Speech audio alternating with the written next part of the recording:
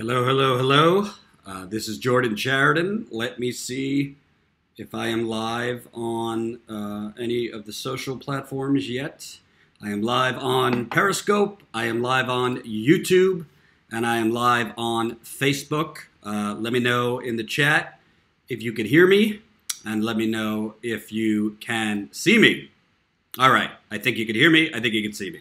So, I have been following the show, because what else can you call it other than a show, this morning, and there's a lot to discuss. So housekeeping, this is a super chat. If you like what I have to say, if you like my reporting, definitely hit me up in the super chat. You could leave a couple bucks, and we also have a GoFundMe for Status Quo, which is the company I'm launching soon. So, full disclosure, I did not see most of Christine Ford's testimony yesterday. Unfortunately, I had a very important meeting for a story I'm trying to get published on the Flint water crisis, and it was right during the testimony for Christine Ford. So I did not watch it live, but I did see a lot of the clips afterwards. I did watch most, actually all, of Brett Kavanaugh's nomination, or whatever you would call it, reincarnation as Donald Trump. Because it is very clear that Brett Kavanaugh got a talking to from President Trump. He went from a mild-mannered mouse in his Fox News interview to doubling and tripling and quadrupling down like President Trump. So I have a lot of thoughts. And then what just happened, if you didn't watch the all-morning / afternoon-long Senate Judiciary Committee. So basically, for Kavanaugh to be confirmed to the Supreme Court, first he has to get through the Senate Judiciary Committee.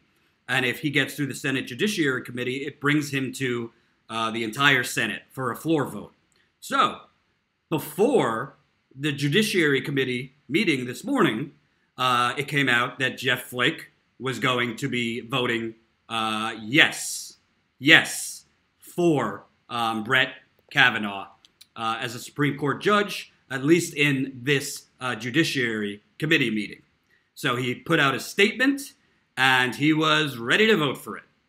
And then there was basically a confrontation against Senator Flake, where he trying to get up or down an elevator. It wasn't exactly clear.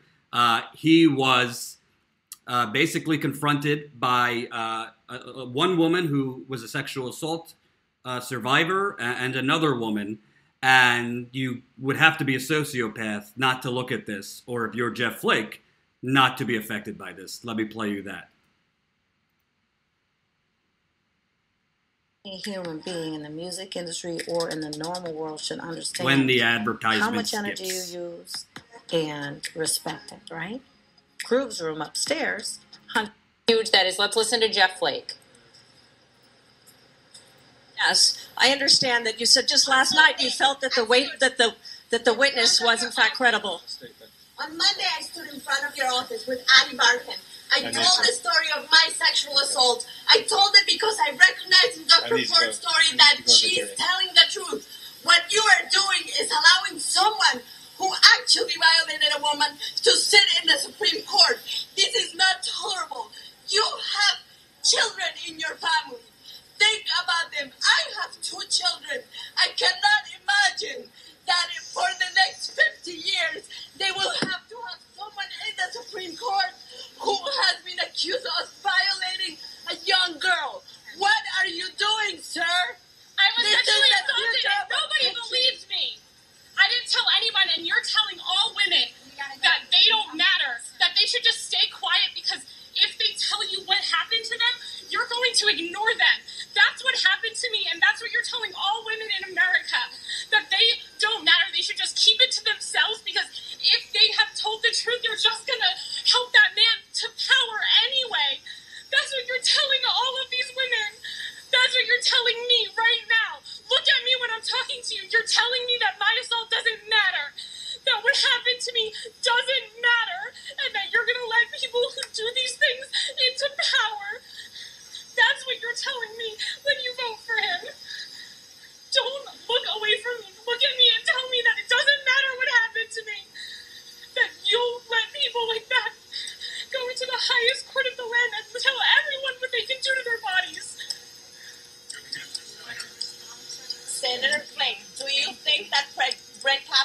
telling the truth. Do you think that he's able to hold the pain of this country and repair it? That is the work of justice. The way that justice works is you recognize harm, you take responsibility for it, and then you begin to repair it. You're allowing someone who is unwilling to take responsibility for his own actions, unwilling to hold the harm that he has done to one woman, actually 3 women, and repair it. You are allowing someone who is unwilling to take responsibility for his own actions Respond. in the higher court of the country, and to have the role of repairing the harm that has been done in this country to many people. No, thank you. What do you think? Senator, do you care to respond? Ma'am, do you want to talk to the staff right after? No, I want to talk to him. Don't talk to me. What do you think? I understand, but tell me, I'm standing right here in front of you. What do you have? Do you think that he's telling the truth? No. Do you think that he's telling the truth to the country? You have power when so many women are powerless. Thank you. Can you not give them an answer? We have our press available to talk to you guys if you want. You don't have an answer there. Give them an answer. Okay, thank you. Thank you. Care to respond? You can either come in or out. Thank you. Saying thank you is not an answer. This is about the future of our country, sir. You're appointing to a lifetime appointment in the Supreme Court. That's fine. Find security. You can be a Why not wait? Why not wait? Why not wait for the investigation? There's no harm. How can you be speaker? What's the harm of a what you're thinking. Do you stand We with honor. women? Do you stand I don't with want these this nations who deserve due process? Senator, do you want to respond to their complaint? Senator, you care to respond to their complaint? No, I need to go to the hearing. I just issued a statement. I'll be saying more as well. So, no, there have been a lot of questions here, and I don't want to ask it. Sure, everybody. There's only one question. Do you think The American Bar Association says that they should wait for an FBI investigation. Do you not believe that? Be heard by the highest people in power that they're. Poppy, I don't think. I don't think. Wow. I know that was long, but I wanted to play the whole thing for you. And share this video. Let's get it out to as many people as we can. So, basically, if you didn't see the whole thing, he put out a statement this morning that he was going to vote for Kavanaugh to get, for nomination, and he was the deciding vote that would get it out of the Senate Judiciary Committee. Then he gets confronted by sexual assault survivors in that elevator. I think he should have answered them. I don't know how you just stand there and don't say anything. You are a public servant. And then when the meeting was supposed to, when the committee was supposed to vote at 1:30 Eastern time, Jeff Flake had gotten up from his seat and went to a back room with some of the Democratic senators. So it appeared that he might have been changing his mind. He might have been changing his mind to vote for Brett Kavanaugh. Thank you, Gene, $4.99 in the super chat. I appreciate it. This is a super chat, so keep it coming.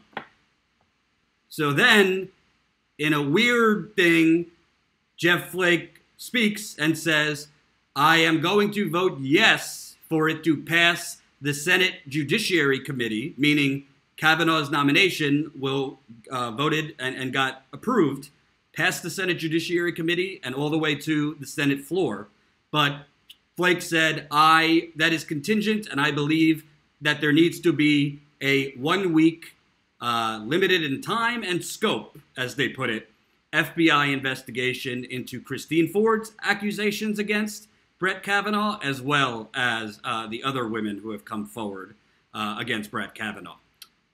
So basically, he voted yes, allowing Kavanaugh to go through, but says, I'm voting yes with the asterisk that I think there should be a FBI investigation and that I'm not necessarily going to vote yes on the Senate floor. So there's a lot to unpack there. Basically, He voted to allow it to get through the Senate Judiciary Committee process, but he's saying there needs to be an FBI investigation, which suggests to me that he's saying he will be an ultimate, if there is no FBI investigation, that ultimately he will be a no. And keep the super chat money coming. Thank you, Eric, for the $2. Natural Progressive for the $2. Cuban Link for the $9.99. So there's a lot to unpack there. But during the Senate Judiciary Committee meeting, it came out that Indiana Senator Joe Donnelly, who is up for re-election in Indiana, he's a red state Democrat, said he will vote no to confirm Brett Kavanaugh. Montana Senator John Tester, who is also a Democrat in a red state, up for re-election, will vote no. I like to criticize the Democratic Party because they are corrupt as sin and are fake and pretending to be progressives, but you have to give credit where credit is due. The fact that Tester up for re-election and Donnelly up for re-election are voting no in two red states, you have to give them credit. They are doing the right thing. So other things happened in this hearing. I don't know if all of you were able to watch it. I watched the whole thing. Today's hearing.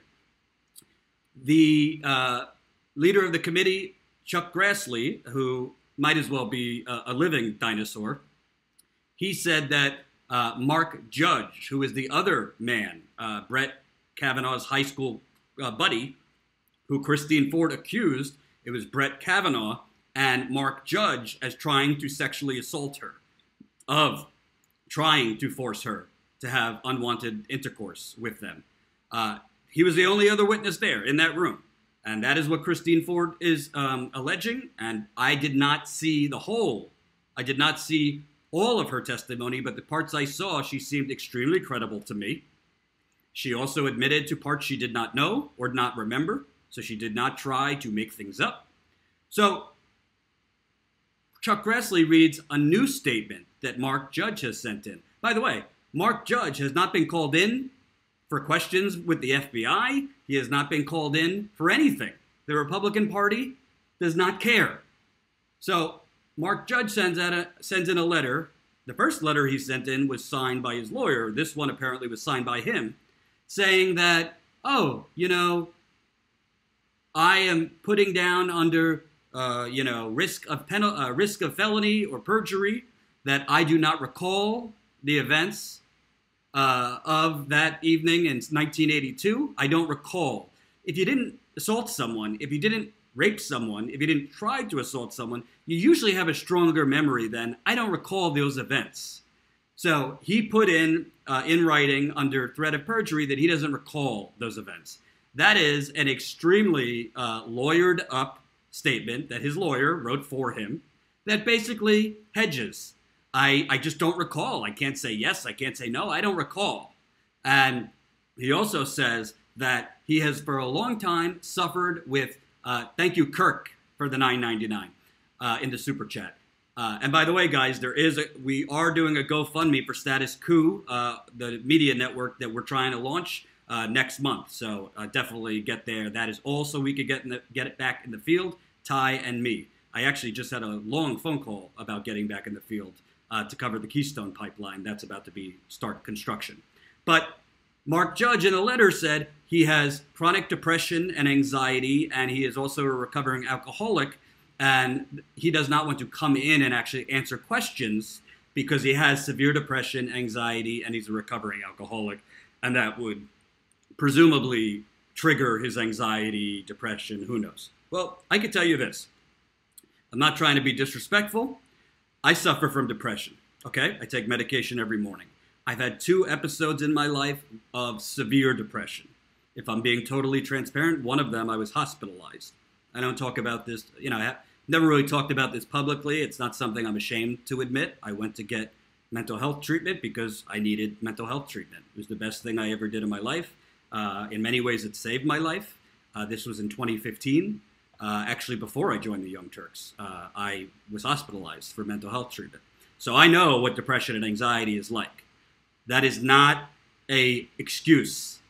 If you are being accused of being a co-accomplice to an assault, saying you suffer from depression and you suffer from anxiety, and therefore you will not or you cannot answer questions by the FBI, I'm sorry, depression and anxiety or being a recovering alcoholic is not an excuse. Period. End of story. We all have our demons. There's many people with depression in this country, many people with anxiety in this country. It's a serious, serious illness. I'm not minimizing that. But if you're accused or if you are the only eyewitness that can shed light on whether a nominee or anyone, forget Brett Kavanaugh for a second, if you are the only witness that can shed light on whether this did happen the way Christine Ford said it happened or didn't happen the way she said it can happen, we can't we can't ask him questions because he's too delicate, which I thought was ironic because Ted Cruz running for re-election in Texas against Beto O'Rourke. Ted Cruz says, he does this little thing that Mark Judge already sent in a statement under threat of perjury, and he suffers from depression, and he suffers from anxiety, and he's been a recovering alcoholic, so we need to be sympathetic to that. Do you think for a second if Ted Cruz or any of these Republicans using this line that Mark Judge is just too delicate, we cannot ruffle with Mark Judge's personal demons, do you think if it came out that Ted Cruz's opponent, Beto O'Rourke, to be clear, I'm not saying this, just a hypothetical, do you think if it came out that Beto O'Rourke was accused of sexual assault, him and a friend, do you think if Beto O'Rourke's friend said, I won't answer questions about this, that Ted Cruz would be saying, oh, well, his friend suffers from depression and suffers from anxiety, so, if Beto's friend says he doesn't remember, then I give Beto the benefit of the doubt. Give me a fucking break. Oop, there goes my monetization. I cursed. Oh well. So Ted Cruz was a phony, and I'm sorry. I feel for you if Mark Judge really has depression and anxiety. I've suffered from both. But at the end of the day, if you are being accused of pinning a young teenage or any woman down, pinning her down as she fights you off, of drunkenly trying to basically rape her, the two things are unacceptable. Number one, for you to say, I don't recall. Well, I have memory issues, but I can tell you what, I would recall that. And my depression and anxiety would not prohibit me. If the FBI called me, do you think if the FBI called me or you, we'd be able to say, hey, we have anxiety and we suffer from depression and, we're recovering alcoholics. So we'll send you a letter, but we're not coming in. Oh my God, how fast would you be rounded up and thrown in a back room for FBI investigation? And by the way, hermeneutic, I found CBD is effective in reducing anxiety. Totally agree. I've been using it more and more, also for my digestive issues. But I digress. So what I find so incredible,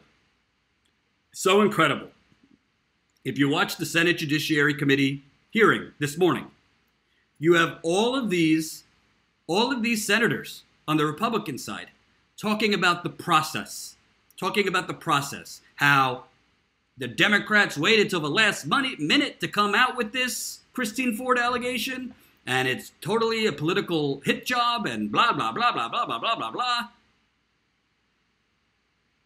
Did these same Republicans care about a little process called the Constitution when it came to Merrick Garland? And let me be clear.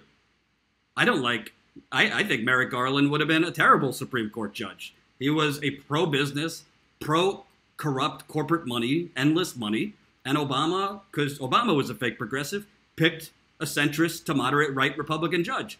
With that said, Obama was the elected president. Constitution allows presidents to nominate judges. And the Senate is supposed to hold hearings for that judge. So Senate Republicans and Mr. Ted Cruz, who walks around with his little Constitution that he jerks off to every day, they didn't seem to care about the process when it came to Obama's Supreme Court nominee. But now we're sitting here for hours and days talking about the process is flawed and we can't trust the process. And the Democrats are just trying to block Trump's nominee until they could win the House or win the Senate. Well, you know what? Even if they are, The Republican Party has lost the moral high ground. They don't get to talk about process. So what it comes down to, and as you saw in Kavanaugh's hearing yesterday, he was asked very directly, would you be open and would you call for an FBI investigation? Well, honestly, even if you're innocent of something, right? Even if you're innocent of something, you could be a little nervous of an FBI investigation. Like, wow, that's very scary. People, investigators are going to be asking all these people about me. I mean, it could be intimidating to you. But if you are actually innocent of attempting to sexually assault a woman, I would call for an FBI investigation, 100%. If it were me, if it were most men, I can't speak for all men, but if most men were completely innocent, if you weren't even there, as Brett Kavanaugh says, remember, he's saying he wasn't even there. He says he wasn't at this party. So if you truly are saying this, why wouldn't you say, yes, have an FBI investigation? And for the Republicans who have been trolling me on Twitter about they've already had 6 FBI investigations, they did FBI investigations into politicians, into public servants, are overall background investigations. Checking your criminal record, checking your psychological records, checking if you've, have any issues with, have you had any problems with alcoholism? They're not investigation into specific charges against someone. So when they say there's been 6 FBI investigations, that was for an overall criminal and psychological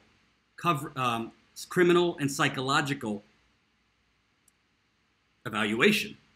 There was not accusations at the time of those FBI investigations from Christine Ford or Deborah Ramirez or Jill, I cannot pronounce her last name. So it's all nonsense. It's all nonsense that there's been 6 FBI investigations. There is not. Chip, thanks for the $10. Says, Jordan, I hope you can investigate the Keystone Pipeline. Your hope is my command. And I just put the GoFundMe link in the description box for this video.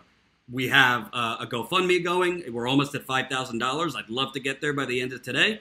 Definitely chip in if you can. It is specifically for in-the-field reporting. Ty and I are going to be getting back into the field. We want to be out in the field and stay out in the field to cover the stories no one else is covering, including the Keystone Pipeline, which is all of us already. Construction is beginning in Montana of the Keystone Pipeline. Remember, Keystone was blocked in 2013, but Trump reapproved it. I want to get out there. There's nobody out there right now covering this. Help me do it. This is just the initial GoFundMe as we launch Status Coup. And if you don't know about Status Coup, where you been? That's the media network that we are soon to launch. The website is just about ready. So, there has been no FBI investigation into the allegations against Brett Kavanaugh. And obviously, I don't care if you're a Democrat, I don't care if you're a Republican, I don't care if you're progressive, I don't care if you're conservative. Common sense would dictate if a woman is making an accusation that 2 men pinned her down and essentially tried to force her into sexual intercourse, it would make sense, common sense, for both men to be interrogated, both men to be questioned. And I'm just saying men, in rare cases, women are accused. But in this case, I'm talking about men. The fact that Brett Kavanaugh could not answer directly, do you support an FBI investigation, to me is disqualifying. And by the way, to me, Brett Kavanaugh should not be on the Supreme Court, period, end of story, aside from these sexual assault allegations. He is a dangerous, dangerous thinker, and statements he's made in the past indicate that he does not see Roe versus Wade as a closed subject legally. So you could potentially be having someone that, even in high school, the other charge is when he was in college, had potentially extremely violent tendencies against women as the deciding vote to overturn Roe versus Wade. So the Republicans who are saying, we don't want to, this has gone on long enough. We gave Christine Ford her day to testify. but now we have to vote. We're not going to allow for an investigation. The Republican Party is basically signaling to you, the people, and share this video. Well, Supreme Court, lifetime appointment, keeping the House and the Senate, we'll go with the Supreme Court. Because they know there's a likelihood they're going to lose either the House. Right now, it looks like they're going to lose the House of Representatives, and they might potentially lose the Senate too. And by the way, let's not forget, all of these Republicans, the majority of them, are deathly afraid of President Trump, the orange orangutan. They are deathly afraid. So if any of them follow the courage of their convictions and vote no on Brett Kavanaugh, they sure as hell know they're going to make an enemy of President Trump and his base for the rest of their time. Now it comes down to, because at the end of the day, I do not think, so how it was left was Flake said, I'm going to vote yes to get this out of the committee to the Senate floor, but I am doing that based on that I think there needs to be an investigation. I don't think it came off clear whether that meant if there is no investigation that he won't vote on the final Senate floor vote. I think he was clear. I think he was clear that he thinks there should be a 1-week investigation. But I got to tell you the truth, folks. I see a 10 percentage chance. It comes down to Mitch McConnell and Donald Trump. Do you have any thought or even, do you think there's a chance in hell that Turkey Neck himself, Mitch McConnell, is going to allow an FBI investigation into Brett Kavanaugh for a day, much less a week? Why would he allow that when in a span of 2 to 3 days, 2 other women came forward accusing him? If Mitch McConnell allows a 1-week investigation, he knows there's a good chance there might be more women that come out against him. You might see protests in the street. We saw protests at the Capitol today from women and men trying to stop this nomination. I see a 10% chance, and that's being generous, that Mitch McConnell is going to say, yes, we will have a 1-week FBI investigation. And by the way, will that FBI investigation demand and subpoena Mark Judge to come in? I don't want to hear about Mark Judge's depression, anxiety, and recovering alcoholism. I have depression and anxiety. I don't have alcoholism. But if it were me, my ass would be hauled in. We all have our issues, whether it's mental health, physical health, whatever. But if you are being accused of being a co-conspirator, an accomplice of sexual assault, you don't get to just send in a letter and say, I don't recall. And I also think that what was so incredible about what happened in that elevator was the woman who said, your one decision, Senator Flake, your one decision is telling women all across this country why bother coming forward if we've been abused? Why bother? The man is just going to get to go forward into powerful positions. I mean, that was extremely, extremely powerful. And also, let's keep it real for a second. Let's keep it real, okay? Jeff Flake, senator from Arizona, is retiring. He announced his retirement a while ago. So while Jeff Flake is sitting there thinking about, should I do the right thing and vote no? What happens when Republicans and Democrats announce their retirement? They sit back and they wait for that lobbyist money. They wait to become a lobbyist. They could sit back, smoke cigars, be a lobbyist, get a nice boat, get a nice car, and finally cash in on their corruption in D.C. You think Jeff Flake wants to jeopardize his day in the sun, which will be his retirement, becoming a lobbyist? Because that's what's going to happen. Of course, that's what he's going to do. Bob Corker's retiring too. That's what he's going to do. And Bob Corker, senator of Tennessee, announced yesterday that he's voting for Kavanaugh. So, all right, no investigation. A woman is in tears here, credibly recounting being assaulted. Well, got to take the money. Follow the money, Lebowski. It's always about the money. So, at the end of the day, the Republican Party, and I take it to the Democrats just as much as the Republican Party. If you watch me, you know how I feel about the Democratic Party. I'm not giving them a pass. But in this case, this isn't really about the Democratic Party's corruption. This is about the fact that the Republican Party, which is all pretty much white men, they have one black senator, I believe, and not a lot of female representatives in the Republican Party. They are honestly willing. By the way, they are not just willing to approve and confirm somebody who might have, again, I use the word alleged because there has not been an investigation. Although my impulse, I believe what Christine Ford is saying, I also believe in innocence till proven guilty. I don't think the two are mutually exclusive. You could believe a woman's accusation, but also say, all right, we want an investigation. I believe both things. I don't think she's lying. I think she's telling the truth. But I also think Kavanaugh, in fairness, there should be an investigation. I also think the fact that he is not strongly calling for an investigation shows that he's lying and he's afraid of what could be found. But putting those things aside, the Republican Party is honestly, at this point, willing to confirm a man that has been accused 3 times now of either sexual assault or gang rape or this. But not only that, they're willing to accuse a man who's been accused of that and also potentially has lied about it to the American people.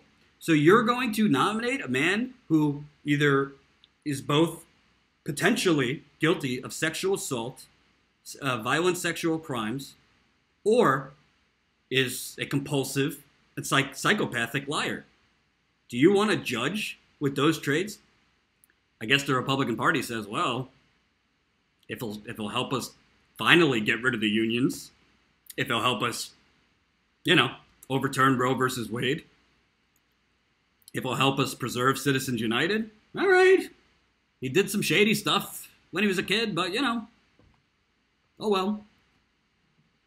I mean, there's literally no rational excuse for what the Republican Party is doing. Which brings us to, and again, I'm live. I don't know if there's been any.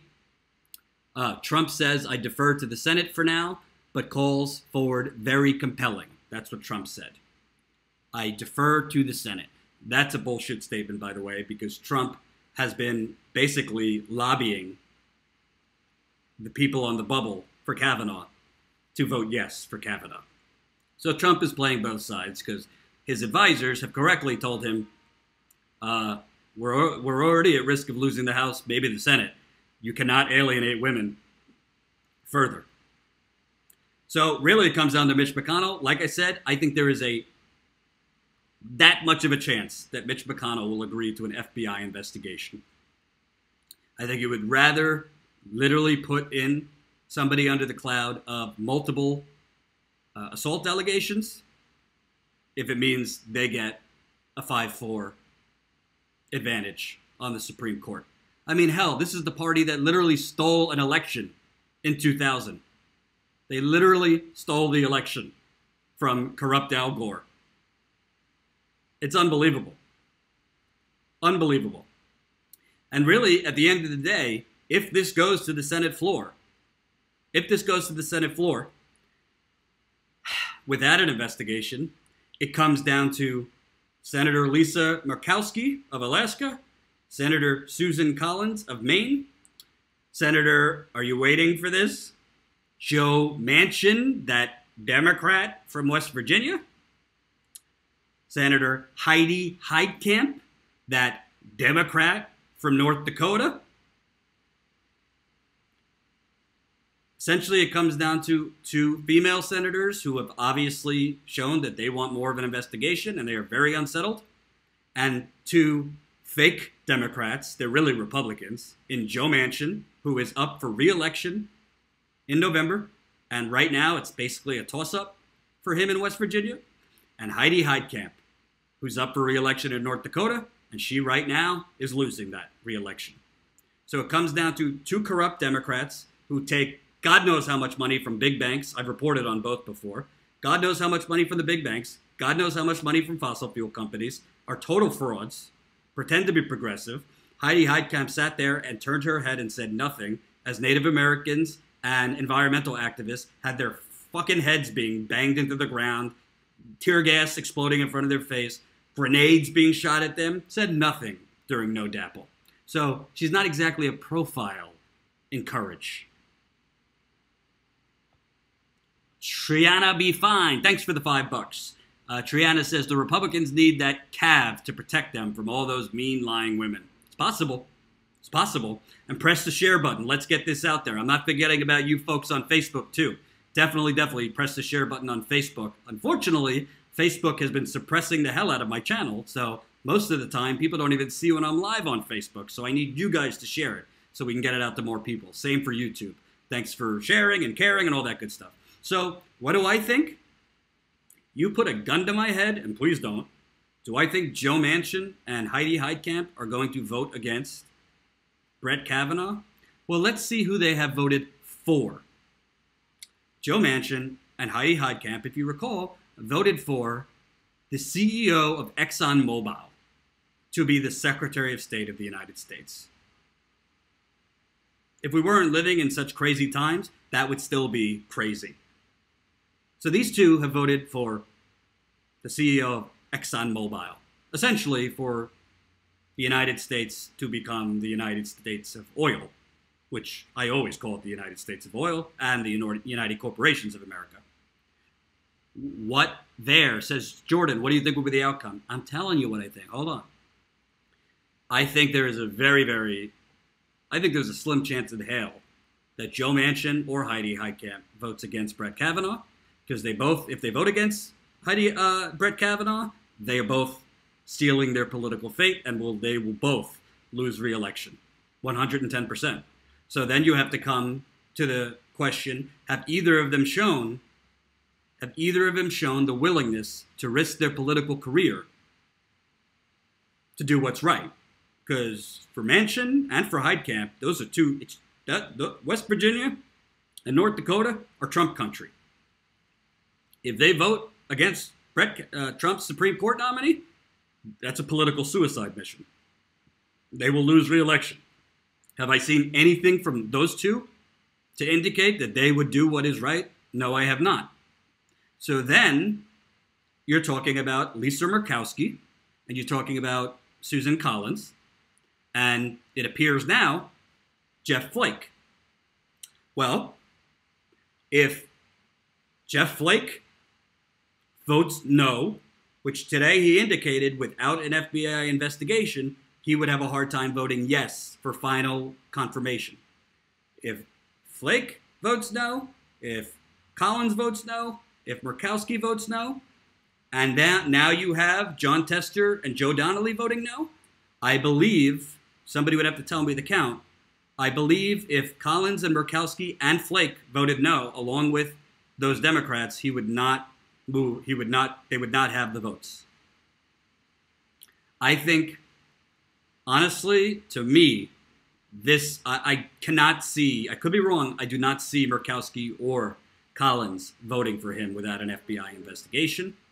And from what happened today, it seems Jeff Flake is leaning towards voting no if there is no FBI investigation, which leaves it to I don't think he would get through. If they don't have Flake, Murkowski, and Collins, I don't think they would get through. Which also, Manchin and Heitkamp would almost definitely vote yes if Flake, Murkowski, and Collins votes no.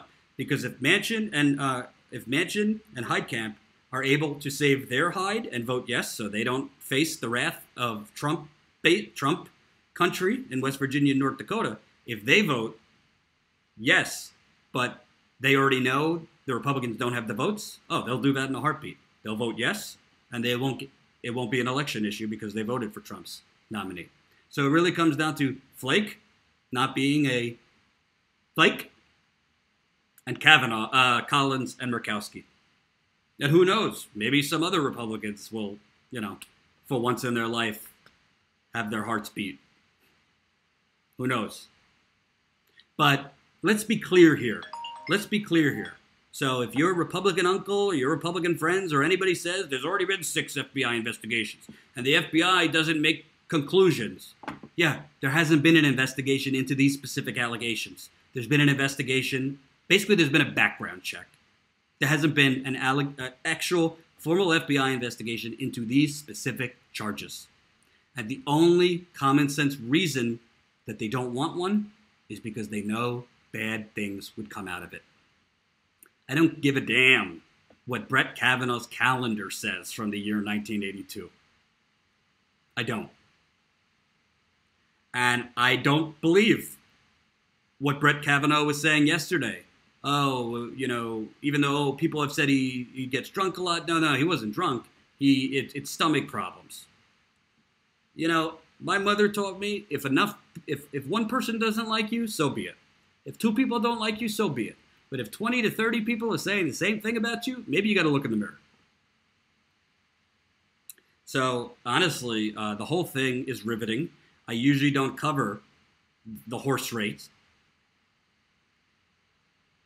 Watt there says, so Jordan, that means Manchin and Heitkamp will vote yes? That will cost them their re-election. No, it's the opposite. If Manchin and Heitkamp vote no against Kavanaugh, they will lose in West Virginia and North Dakota. Because West Virginia and North Dakota are 2 of the most supportive states that Trump is most popular in. So if they vote no, they're going to lose re-election. If they vote yes, at least that can't be used against them in their re-election, against angry Trump supporters. Because the minute they vote no against them, there's going to be ads on TV and all over the place. The Heidi Heitkamp, Joe Manchin, blocked a good man's nomination based on hearsay. But the bottom line is this. The bottom line is this. And obviously, I feel strongly about this. I think 2 things can be true at once. You can believe women and their accusations. It takes incredible courage for a woman to come forward and accuse and tell their very, very horrific and scarring and damaging story. So you could believe women, but you also want to have corroborating evidence. You also want to look at the facts. Not every single accusation or every single case is created equally. Every situation is different. So you can err on the side of believing a woman and say, but what are the facts and what is the supporting evidence? You can do 2 things at once. Well, we have a woman coming out, and I think she was very credible. I think she was extremely courageous. I think she came off authentic. It didn't seem like she was trying to make things up as she went along. It didn't seem like it was an act. It seemed like she was extremely scarred from this experience. And as you could see, she told her therapist years ago about this. And the thing is, she is calling for an FBI investigation. If somebody is lying, or if a woman is making something up, I don't think she's going to ask for an FBI investigation because, you know what? If it's proven that she's lying, she's going to get, there's penalties for lying, making up accusations in this country, especially when you're making up criminal accusations. So Christine Ford calling for an FBI investigation, if it comes out that she just completely made it up, well, there could be penalty for her too. So remember that. If a woman or a man is making an accusation and saying, I want a criminal investigation, whether it's the FBI, whether it's the police, I mean, common sense would dictate she feels strongly enough and she thinks there's supporting evidence enough to actually prove her accusation. So honestly, we didn't need any more evidence that the Republican Party is morally bankrupt. I mean, you didn't need that. But I think today showed you. Because if you watch the beginning of the Senate Judiciary Committee meeting, they all just very quickly tried to ram through a vote. There was a vote on whether to call in Mark Judge for questioning. They all very quickly shot that down. And that's when you saw Senator Blumenthal and Kamala Harris and Meiji Iota, I think I just mispronounced her name, leave in protest. And by the way, Kavanaugh, right? So he's a judge. If he was hearing a case of sexual assault and a woman has come forward and testified under oath against two men, would he be okay as a judge with one of the men saying, I have depression and anxiety, so I'm not going to answer your questions, I'm not coming in? Oh my God, that judge would say to the police, go get him. Here's your warrant, here's your subpoena. So it's complete hypocrisy on a level that is very, very, very hard to put into words.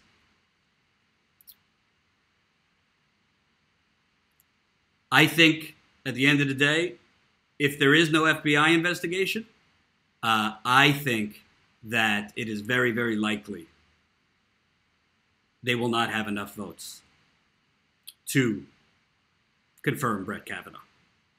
I think it is very, very likely that if there is an FBI investigation and Trump gets word at all that there's something bad that came up, I think Trump will yank the nomination before the findings come out. Because Trump doesn't care about process. He doesn't care about law. He cares about optics and setting the news cycle and setting the optics. But if you ask me, I think there's a better chance in hell of me growing a six-pack overnight than Mitch McConnell approving a FBI investigation. Because they all know the results would not be so good. So, before I get to my next story, and once again, I'm going to go live throughout the day if there's any updates. This is the biggest story in town right now. And to me, what happened today was a total miscarriage of judgment. The fact that all of these Republican senators, including Ted Cruz, who's up for re-election, Ted Cruz, such a law and order guy. So, we have to follow law and order. The fact that he says we don't need an FBI investigation. Oh, Mark Judge, he's got depression, he's got anxiety, he's a recovering alcoholic. Let's not bother him. Ted Cruz is the biggest hypocrite probably in Washington, D.C. And that's saying something because they're all hypocrites. Ted Cruz does not give a damn about the Constitution. He doesn't give a damn about the rule of law. And he does not give a damn about women who are sexually abused. Excuse me. I don't love Beto O'Rourke. I'm going to be honest with you. I don't think he's progressive. But if I was in Texas, I would vote for him. Because Ted Cruz, he needs to be removed. Beto's not my cup of tea. I think there's more progressive people that could take down Trump. But you got to, in Texas, I'll go with the lesser of two evils. Because Beto O'Rourke cannot start a war like Hillary Clinton could have. So I think it's two different things on the local level versus the president. So what's going to happen now? We wait and see. We wait and see if Mitch McConnell will call for an FBI investigation and make that agreement. We wait and see. Jeff Flake said an FBI investigation for a week. Maybe McConnell compromises and say, you got 3 days. But I don't see it happening. Because Mitch McConnell would rather his legacy be that he, as Senate Majority Leader, gave the Republicans back a 5-4 edge on the Supreme Court and put a lifetime member of the Supreme Court in to give Republicans permanent control. He wants that legacy to be his, even if it means he would lose the majority in the Senate. I firmly believe that. And Mitch McConnell, if you're coming from Kentucky, isn't exactly about representing the people. I think he's worth $20 million too. What do you think? You think he gets in? I don't. At this point, I don't think he's going to have enough votes. I really don't. Comes down to Flake. It comes down to Murkowski. It comes down to Collins. And Manchin and Heitkamp. And by the way, I would be happy if Manchin and Heitkamp show some courage. If Manchin and Heitkamp for once put the people and women before their political careers, I will be happy to come on and say, I apologize to you two corrupt Democrats. In this case, you were not corrupt.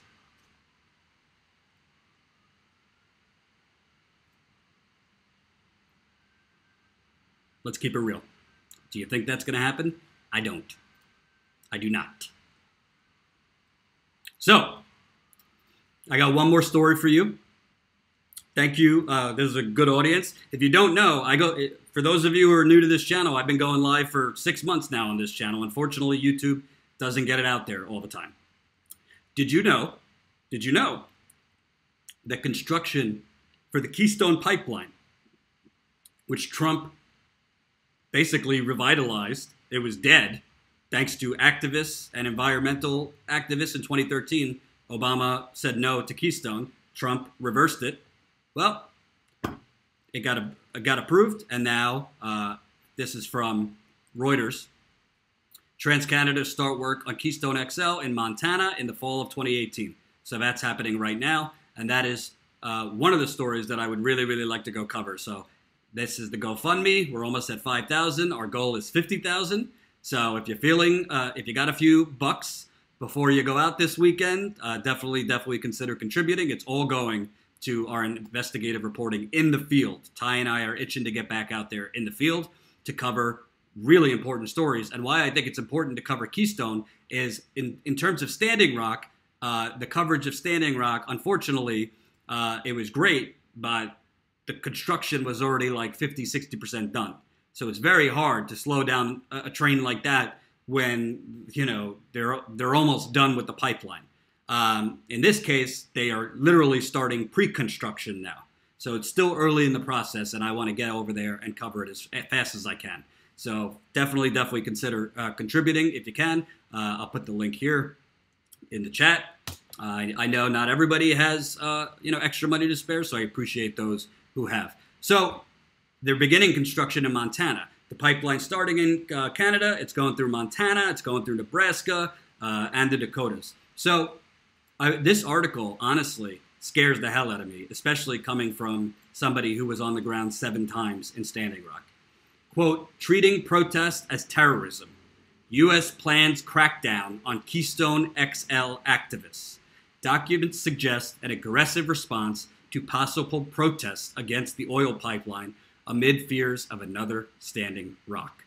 So if you didn't think that Standing Rock was like, if you thought it couldn't get worse than Standing Rock, with essentially the American government who was working, the FBI, Homeland Security, was working with Energy Transfer Partners, the parent company of the Dakota Access Pipeline, and their private mercenaries, their private security, Tiger Swan, which was essentially a Blackwater 2.0 type security. They were coordinating together. They were coordinating to infiltrate the water protector camps. They were coordinating to get surveil the water protector camps. They were coordinating to get to insert moles in the water protector camps. This is the U.S. government was doing that. Well, guess what? Could be worse for the Keystone. I'll read from this article. And share this video. It's important we get this story out. Angeline Cheek is preparing for disaster. The indigenous organizer from the Fort Peck Reservation in Montana fears that the proposed Keystone XL pipeline could break and spill, destroy her tribe's water, and desecrate sacred Native American sites. But environmental catastrophe is not the most immediate threat. The government has characterized pipeline opponents like her as extremists and violent criminals and warned of potential terrorism, according to recently released records. The documents suggested that police were organizing to launch an aggressive response to possible Keystone protests, echoing the actions against the Standing Rock movement in North Dakota. There, officers engaged in intense surveillance and faced widespread accusations of excessive force and brutality.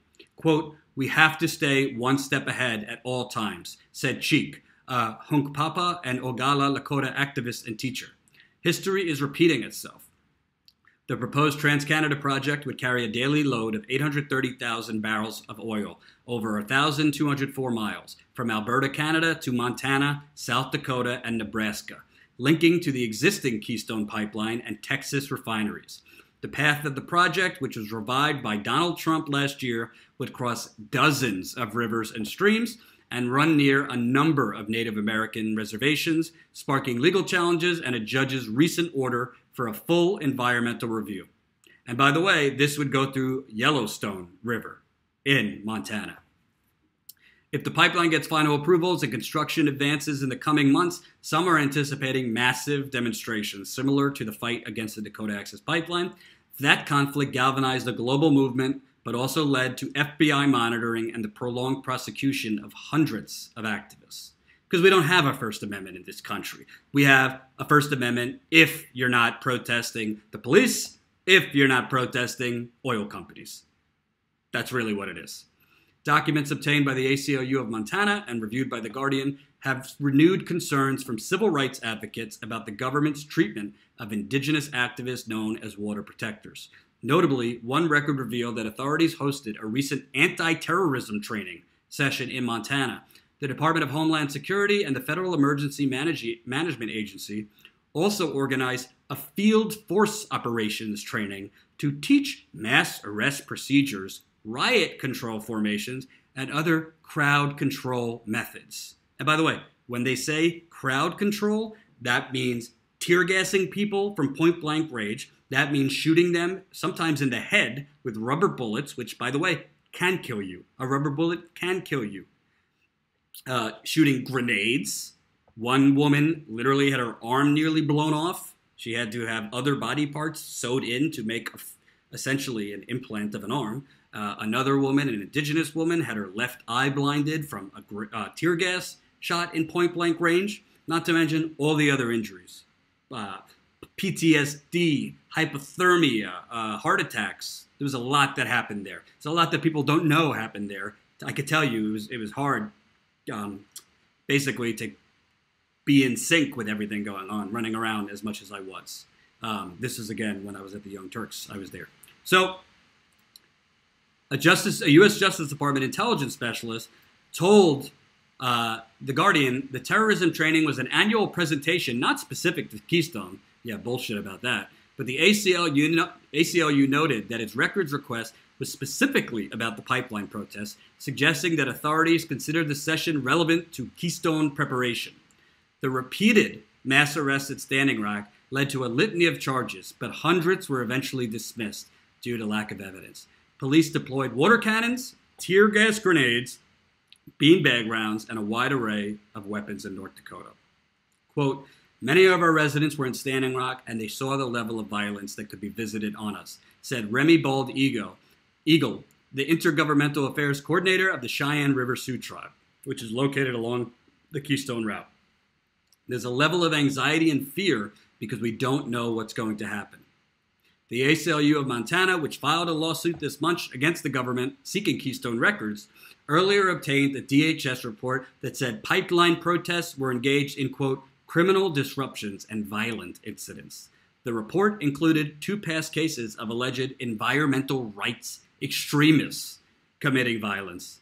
But the events in question, a 2012 bombing and a 2015 shooting with police, had no clear link to environmental protests, said Mike German, a former FBI agent and fellow with the Brennan Center for Justice. Quote, treating protests as terrorism is highly problematic, said German, noting that the U.S. government has long labeled activism as terrorism, once claiming that filing public records requests was an extremist tactic.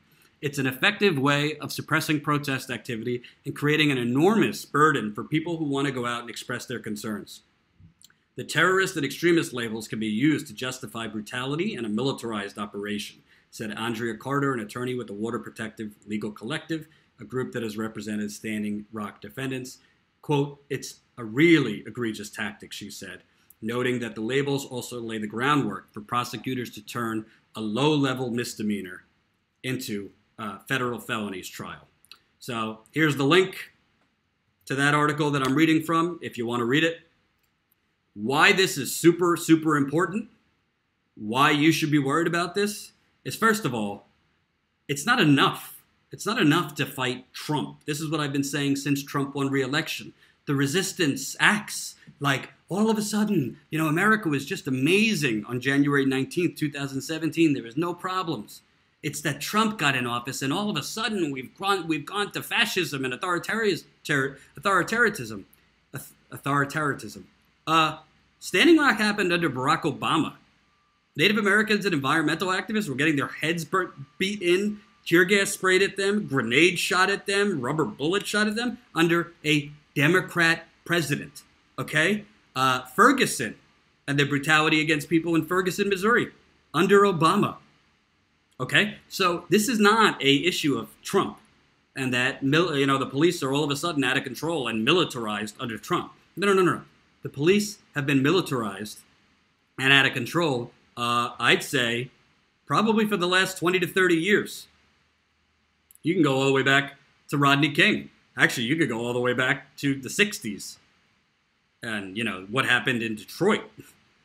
Okay, so now that militarization is joining fascism because when police departments literally coordinate with oil companies. Remember, Energy Transfer Partner, who owned Dakota Access Pipeline, literally shared intel. Their private security contractors that worked for Energy Transfer Partners shared intel with North Dakota sheriffs and the FBI. Not only that, but Energy Transfer Partners, literally after the Standing Rock protests, literally paid the Morton County Sheriff and North Dakota law enforcement millions of dollars in reimbursements, meaning thank you for protecting us, the oil company, and brutalizing our opponents, indigenous people and environmental activists. I think it was $15 million. There's your money. That's bribery, and that's also fascism. When the corporate state and the public state merge, that's called fascism, folks. And I got to tell you, I am only human too. I'm willing to take risks as a journalist, but I'm a little nervous for Keystone because what I saw at Standing Rock was so horrific. To imagine that it might become worse, I'm willing to take the risk myself, but I'm scared for us as a country. I'm scared for innocent indigenous and environmental activists if they come down to Montana or Nebraska or South Dakota, wherever it ends up being, if it becomes that next movement, if it becomes that next Standing Rock, I am scared for these people because 99.9% of the people that I saw at Standing Rock had no weapons, were not violent at all, were beating drums and dancing and singing and yelling at the oil company workers or police, not being violent. And the fact that that is now being normalized as terrorism should literally scare the hell out of even people that are for pipelines, even people that are for oil and natural gas. Because right now it's oil, right? What if it becomes something that conservatives like down the road, that the police have to protect? You want to live in a country where essentially the police are no longer there to protect people and serve people, but are there essentially to pretend and basically create fake terrorists to brutalize? And when does it get to a point where you're going to start seeing real bullets flying? Because I don't think we have a president that would care so much if real bullets were flying against indigenous people or environmental activists. I don't think so. I mean, we had a president before in Obama who didn't care that these people were getting shot at and grenades shot at them. His FBI was literally working with the oil company and the police to brutalize these people. This is all, and reminder, folks, reminder, this is all to protect companies like TransCanada and Energy Transfer Partner, who the end product, the end oil, is not actually being used for their countries. TransCanada is a Canadian company. The oil is not being used for Canada. They're going to export it. They're going to export it to China and Mexico and Poland and all sorts of places. Dakota Access Pipeline, the end product going to export terminals. That's not energy independence. That's energy con. That's energy theft. And innocent indigenous people, who obviously the original sin of America is that we stole the land and murdered the rightful landowners of America. We break treaties. Every day we are breaking treaties. Our existence as us, you watching, wherever we live, it's most likely in breach of a treaty that the U.S. government signed with the Native Americans. Kimberly Schwanke, we create fake terrorists all over the Middle East. I agree with that. To a large extent, we do. So, you know, you're not going to get the corporate media to cover this, folks. They're going to cover the threats they see, which is Brett Kavanaugh, and he is one. But you ain't going to see the corporate media covering or giving a damn if police working for an oil company are essentially using indigenous people or environmental activists as target practice. You're not going to see that. And if you thought that they trumped up charges against people in North Dakota, wait till you see what happens in Montana. Wait till you see what happens in Nebraska. So we should not go into it. If you choose to go down there or participate, go in with your eyes wide open. Go in with your eyes wide open.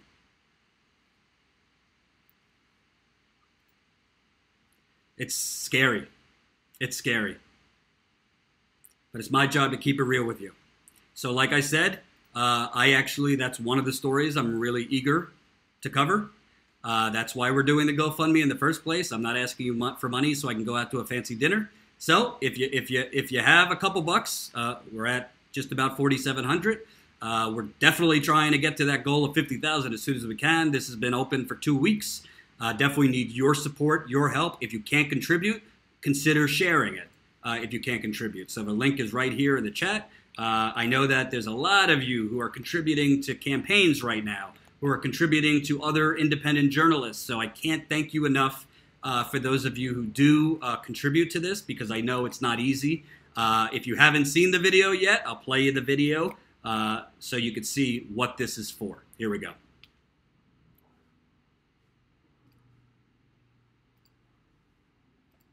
Hey, it's Jordan Sheridan, and this is the GoFundMe in the build-up to Status Coup.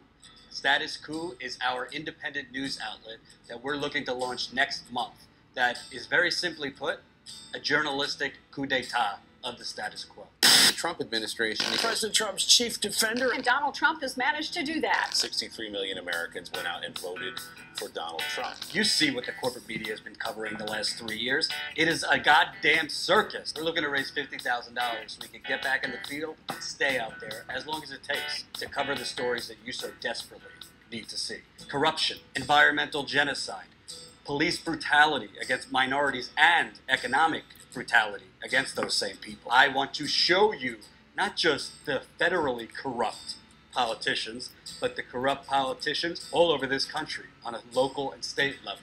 It's going to take a lot more than me.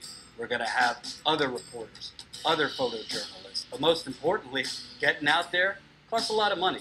And that's why most news outlets, besides the fact that their parent companies don't want them to expose the oligarchy, that's why they don't go out and do it. It's a lot easier for them to say, Democrat A in the left box, Republican B in the right box, attractive anchor in the middle, let's have a food fight while we bridge to the next Viagra commercial. We're not interested in that. We are going to get out there before the rest of the cameras come, and we're going to go back when all the cameras leave. So the country know about what's going on in Chicago. The rest of the country should know that we get treated unfairly, we get killed for no reason, unjustly, and we don't get justice for these murders, and we need it. It has to stop. What about the family members of the people who have died? What about them? Who's going to stand up for them? What's going to happen here? Who's going to be held accountable? People are waiting online for 3 hours just to get bottled water. We are very simply asking for your help.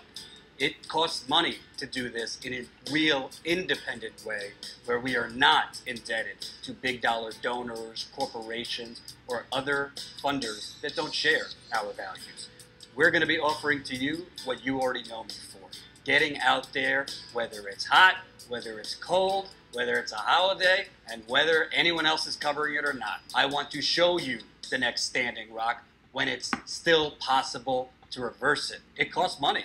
Flights, hotels, rent-a-cars, food, last-minute equipment needs, and a whole lot of other miscellaneous things that pop up when you're out reporting. So, how can you help? Whether it's $1, $5, $10, more.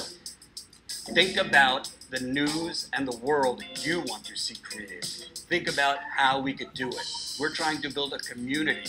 We are trying to build an independent news army. We're looking to raise $50,000 so we can get back in the field and stay out as long as it takes. You already know the stories that I'm passionate about and will get out in the field and cover, but you're going to be seeing that from me and many more as we build and grow.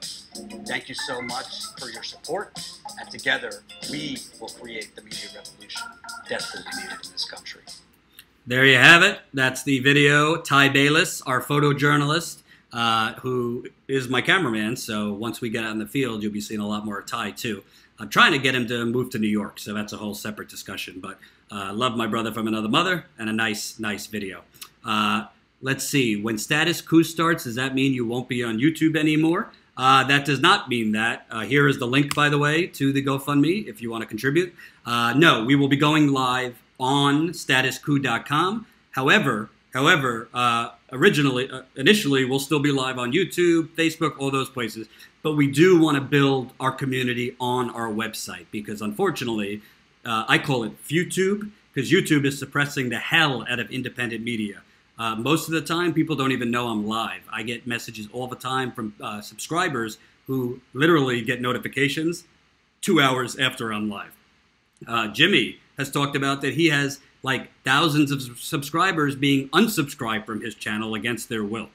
This is happening to me and other independent journalists all the time. I try not to complain about it, but that's the reality. So we want to build a community on our website, and we are going to be going live at the same time every day so we can create appointment television. Obviously, when I was at my former outlet, they go live at the same time every day. We are going to go live at the same time every day.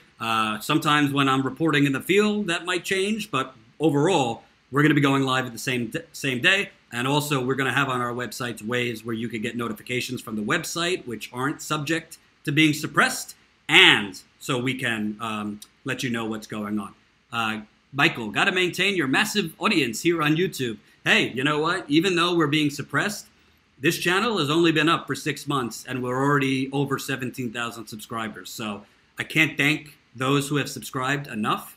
I think it's really awesome that we've gotten this far. This channel has been growing quicker than some channels that have been in existence for years. So it shows you that when you cover stories that matter, yeah, I cover stuff that's happening day to day too, but I cover most of the stuff I cover, other people are not covering. And a lot of our stories, we just talked about it with Patreons last night. We did a Patreon only video call, my business partner Jen and I. The bottom line is this. I'm not here to get clicks. I'm not here to cover what I know is going to guarantee me to get money and clicks. If I were like that, I wouldn't have gone to Flint 12 times, which normally doesn't go viral, but I think it's important, and I think we can't normalize American citizens being poisoned and then to be left for dead. So I'm going to continue covering stories that I think are important. Jen, my business partner, who's also a journalist, is going to be out there covering things from time to time. We're going to get Ty out there to do some reporting too. And eventually, when we do have the appropriate funding, I want to hire other reporters because as I can see it, I don't know of any in-the-field reporting network that's actually out there covering important things. Of course, I give a lot of credit to Unicorn Riot, who's out there doing good work out there. Democracy Now! Sometimes goes out in the field. But there is not the wide, aggressive, independent network out there covering environmental genocide, covering the systemic corruption within the Democratic Party and local and state politicians, covering water poisoning. There's water contamination all over this whole country. The corporate media acts like it's not even occurring. I guess they don't drink water. It's unbelievable. There is an alternative reality in this country. One is what the corporate media puts out there, and the other is reality. And let me tell you, because I've seen the reality, I've been to 36 states in the last 3 years. Majority of the country are living paycheck to paycheck. Majority of the country are one disaster away from bankruptcy. Majority of the country is feeling without hope economically. So I'm here to expose that and hopefully deliver a little justice. I can't do it alone. I'm not independently wealthy, unfortunately. And although I've had opportunities to take funding from certain outfits that would have given us a lot of funding, I have turned down those opportunities because I do not want to be at the mercy of funders or organizations that do not share my values and your values. I want people who believe and bleed in what I bleed, which is covering the disappearing middle class, exposing environmental genocide, exposing the systemic corruption that, by the way, happened long before Donald Trump. I will put this as a GoFundMe rant. Good idea, Dave. Awesome. But I can't do it without you. And there's realities. I'm not going to bullshit you. This costs money. I can't just, fly on my little, broom to Montana or other places. If it were up to me, I would like to go down to Dallas and cover the protests going on after Botham Jean, a 26-year-old black man, literally got shot and killed for chilling in his apartment. Do you see that in corporate media anymore? They covered it for like a day. Now it's over. A white police officer intrudes, oh, I thought it was my apartment. Yeah. And goes and kills a black man. Do you think she's going to get convicted? Do you think anything's going to happen? I mean, they fired her, but do you think she's going to have criminal consequences? Please. Please. So I'm telling you what I want to do. Now it's up to you if you want to help me make it happen. And let me be clear.